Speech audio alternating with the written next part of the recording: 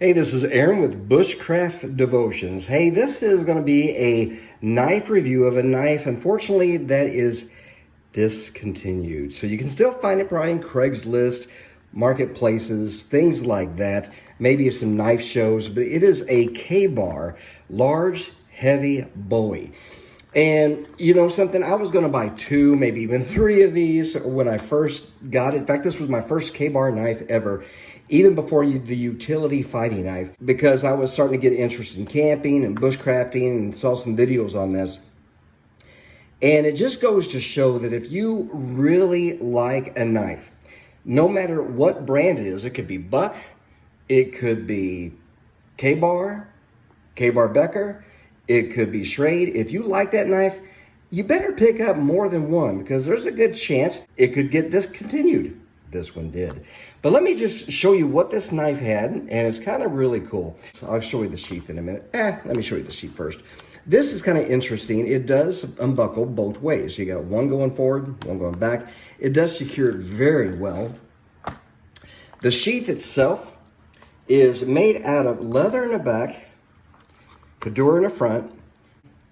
I did put the actual paracord on it, and it has a swing belt loop on it, but it was made very well. A lot of people wanted it to be leather on both sides. I'm not sure exactly why they did that. There was no water hole or anything like that, but very nice sheath for what it did. Now here is the knife itself.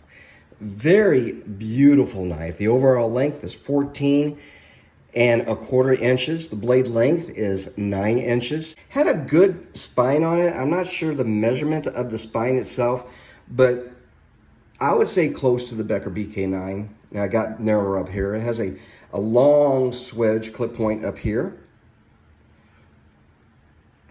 Once again, it does have that clip point. It is a flat grind made out of 1085 carbon steel.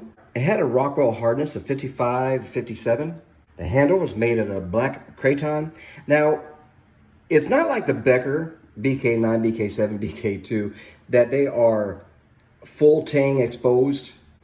This is more of a rat tail, kind of like the utility fighting knives. But this thing, I had never got to use it. And when it discontinued, I knew I was never going to use it, because now it is a collector's knife. They do not make this knife any longer. And so this is just a very good knife. And let me show you kind of in comparison to the BK9. Okay, to give you a good comparison to the BK9. Now the BK9, you know, it is probably one of my favorite knives up there with the Buck 124 Frontiersman. Buck's about that long. So the BK9 is going to have a further stretch. It's going to be able to be used even more so. And I just got my wife one of these because we're going to start doing some adventures. But so there's a comparison of them itself. I did use it a little bit. You can see it there, just a little bit. But it could be used for delimbing, cutting pegs, food prep. You could use this for chopping, and it was really good for batoning as well. I mean, the Becker BK9 is going to be a little bit better, only because you got about I would say about a 5-inch batoning space there. Becker BK9, you got about 7-ish area to baton back here.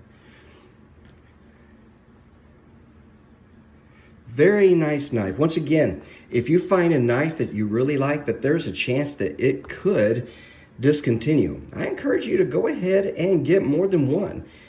You just never know with today's manufacturing. Now, this might be one of the reasons. It was made in Taiwan, and it had a lashing hole there too. So, I mean, it was really grip, it had a hook there, and so it was really good when it comes to usefulness.